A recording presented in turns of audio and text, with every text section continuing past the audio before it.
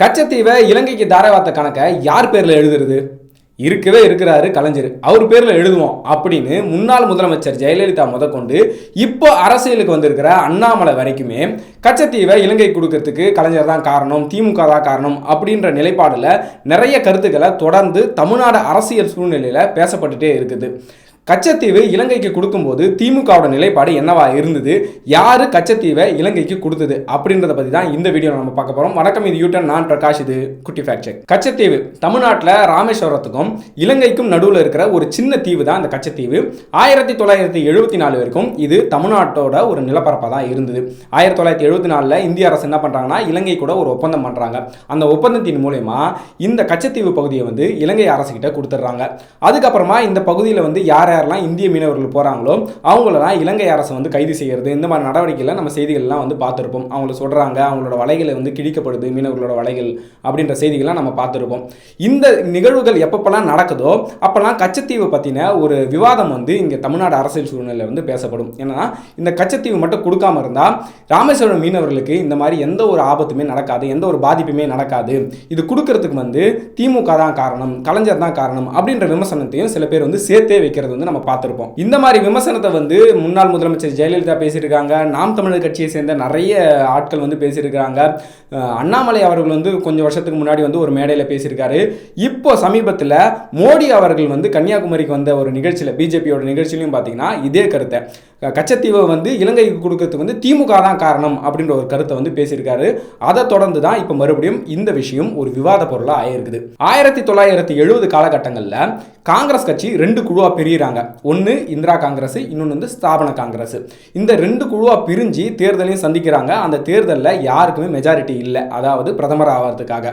அப்போ திமுக என்ன பண்றாங்கன்னா இந்திரா காந்தி பிரதமர் ஆகிறதுக்காக ஆதரவு தெரிவிக்கிறாங்க. அதன்படி இந்திரா காந்தியும் இந்தியாவோட பிரதமர் ஆயிடுறாங்க. அந்த காலகட்டத்தில் இலங்கையோட பிரதமராக பார்த்தீங்கன்னா ஸ்ரீமாவோ பண்டாரநாயகே அப்படின்றவங்க இருக்கிறாங்க. இந்திய பிரதமருக்கும் இலங்கை பிரதமருக்கும் ஒரு நல்ல நட்புறவு இருக்குது. இதோட வெளிப்பாடாக என்ன பண்ணுறாங்க, கச்சத்தீவை இலங்கைக்கு கொடுக்கறதுக்காக இந்திரா காந்தி சில நடவடிக்கைலாம் முன்னெடுக்கிறாங்க.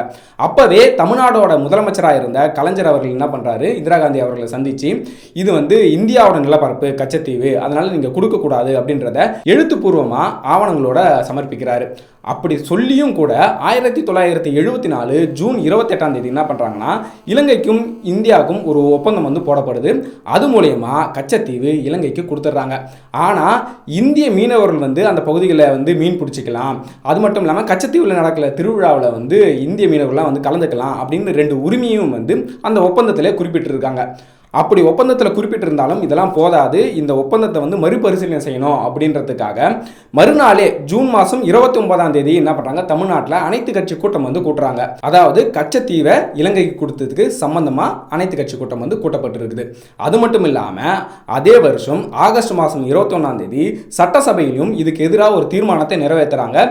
இதை மறுபரிசீலனை செய்யணும் இந்திய அரசு அப்படின்னு ஒரு தீர்மானத்தை நிறைவேற்றி ஒன்றிய அரசுகிட்ட கொடுக்கவும் செஞ்சிருக்கிறாங்க. இப்படி தமிழ்நாட்டில் ஒரு பகுதியாக இருக்கக்கூடிய கச்சத்தீவை வேற ஒரு நாட்டுக்கு கொடுக்கும்போது இந்திய அரசு அந்த தமிழ்நாடு அரசு கூட கலந்து ஆலோசிச்சாங்களா, எதனா கருத்து கேட்டாங்கன்னா எதுவுமே கிடையாது. அதை தொடர்ந்து தான் தமிழ்நாடு அரசு சார்பாக இந்த மாதிரி அனைத்து கட்சி கூட்டம் கூட்டப்பட்டிருக்கு, சட்டசபையில் எதிராக தீர்மானம் நிறைவேற்றப்பட்டிருக்கு, இந்த மாதிரி விஷயங்கள்லாம் நடந்திருக்குது. இந்த விஷயங்கள்லாம் நடந்துட்டு இருக்கும் போதே 1975 இந்தியாவில் எமர்ஜென்சி வந்துருது. 1976 தமிழ்நாட்டில் கலைஞரோட ஆட்சியும் கலைக்கப்பட்டது.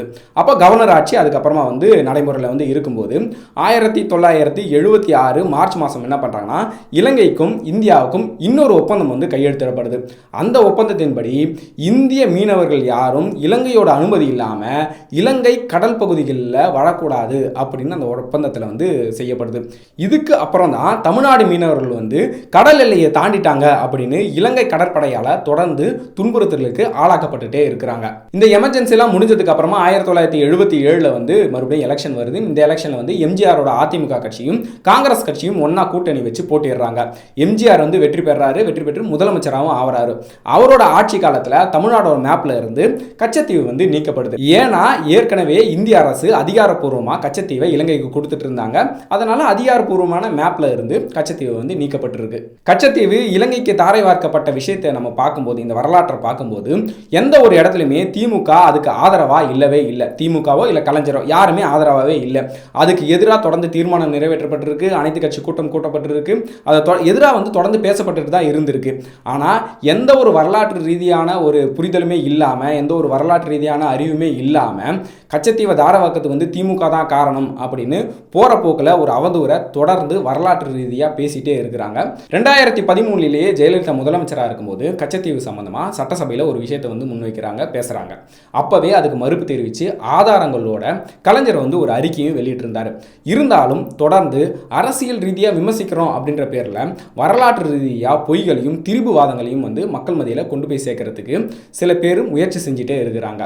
இந்த மாதிரி பொய் செய்திகளுக்கு எதிராக யூட்டன் தொடர்ந்து வேலை செஞ்சுட்டே இருக்கு. அதுக்கு உங்களோட ஒத்துழைப்பும் கண்டிப்பாக தேவை. தொடர்ந்து யூட்டனுக்கு சப்போர்ட் பண்ணுங்க. நன்றி.